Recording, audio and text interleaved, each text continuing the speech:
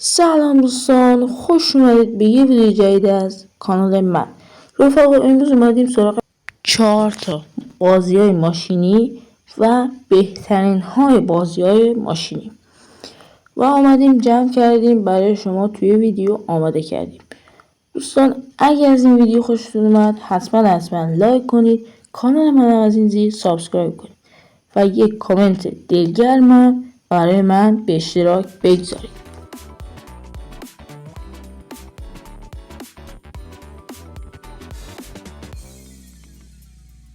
شماره 5 3D Driving Game.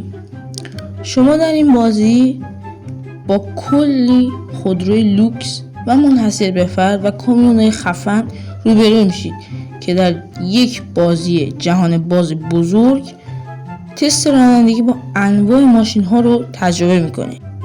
در این بازی علاوه بر این که خودروهای مختلفی وجود داره، قابلیت شخصی سازی هم برای شما در نظر گرفته شده که شما میتونید ماشین مد نظر خودتون رو رنگ و طراحی اون رو عوض بکنید.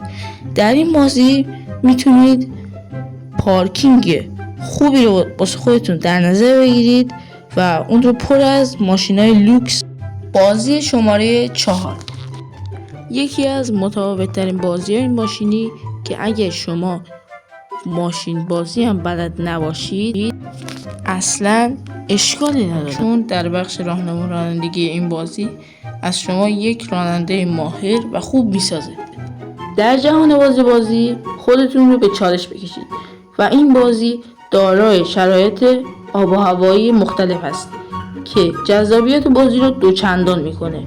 بازی رو هم میتونید به صورت چند نفره نیز بازی کنید و نکته جالب این بازی هم این است که میتونید از ماشین پیاده بشید و در اطراف شهر گشت و گذار کنید و سوار ماشین‌های دیگران بشید یا ماشینشون رو بدزدید و یا بخرید. بازی شماره 3 بازی که در نگاه اول گرافیک چشم‌نوازی داره. به صورت آزادانه در جهان بازی کنید و گشت و گذار کنید. در چالش‌هایی که بازی برای شما در نظر گرفته شده رقابت کنید. در بخش شخصی سازی حتی بخش‌های توزیع ماشین هم میتونید شخصی سازی کنید و این بازی ارزش امتحان کردن رو داره. بازی شماره 2 بازی برای دوستداران ماشین‌های لاکچری است که در این بازی کلی ماشین‌های لوکس و خفن از بوگاتی گرفته تا لامبورگینی به صورت رایگان در اختیار شما قرار گرفته شده. در این بازی یک ویژگی خیلی خوب است که اینه اگه ماشینتون خراب بشه یه هلیکوپتر میاد و به صورت رایگان ماشینتون رو این روز اول برای شما تعمیر میکنه. این بازی ارزش امتحان کردن داره و حتما اون رو نصب بکنید.